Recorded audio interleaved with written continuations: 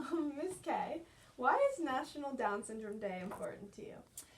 Actually, National Down Syndrome Day is very important to me because I have a family member who has Down syndrome. So many of you know I have 3 children, and our youngest child, Cade, was born with Down syndrome. And so this day was one that I knew about before, but it became really important about 13 years ago when he was born. Nice.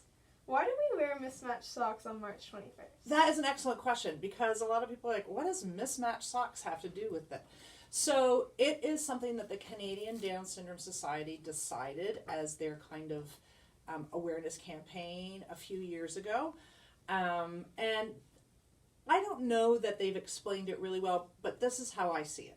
So Down syndrome means that there's a little bit more DNA or genetic information in those individuals than they usually have. So there's kind of a mismatch, because usually the chromosomes line up really well, and in Down syndrome there's an extra one. So there's a bit of a mismatch. So in my mind, we wear mismatched or colorful socks to remind people that there can be a mismatch. Your socks cannot match, and it can still be really great. Yeah. What are some of the struggles people with Down syndrome face? Okay, so it's pretty scientific, but like I explained, there's like too much genetic information. So it's like when you code something, it's getting, like when our photocopier doesn't work because there's too many codes coming in, it has to decide, what am I going to do? So what's very common in people with Down syndrome, their brain tries to make sense of all this coding. Because of that, there are some things that can occur. So it's very common, not in every person with Down syndrome, but it's very common to have some physical things show up. So wider almond-shaped eyes, often the ears are a bit lower. A really funny one that's true for my son is he has an extra big gap between his big toe and his first toe. So there are physical things that we use as ear markers because of that coding.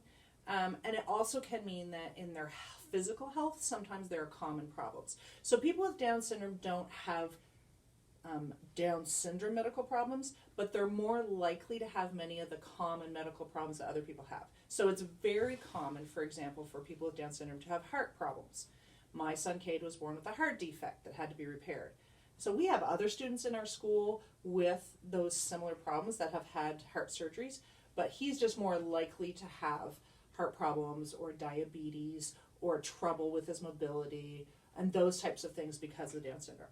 And then there's a whole category of intellectual coding that can be messed up. So it can be harder for people with Down syndrome to read or to learn to speak in the ways that their same age typical peers might.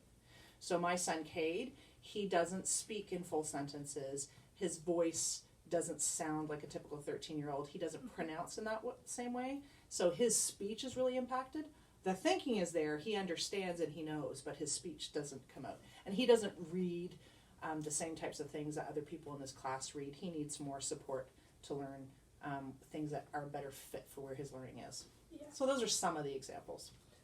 Is Down syndrome genetic? It is genetic, which means it has to do with that code. So he was born with it. There's nothing that he did wrong, and there's nothing that his father or I did wrong.